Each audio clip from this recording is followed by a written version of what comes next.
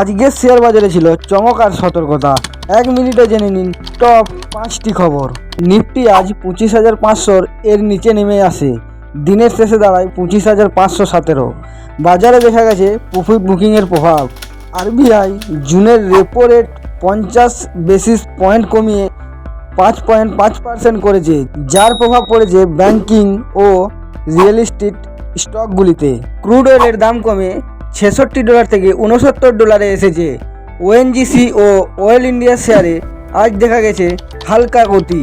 বিদেশি বিনিয়োগকারীরা আজ বাজারে 1940 কোটি টাকা ঢেলেছে, এটা বাজারে পজিটিভ সিগন্যাল দিচ্ছে।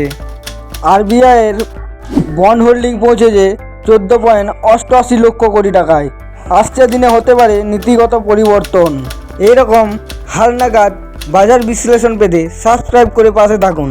আপনি কোন স্টকে নজর রাখছেন কমেন্টে জানান।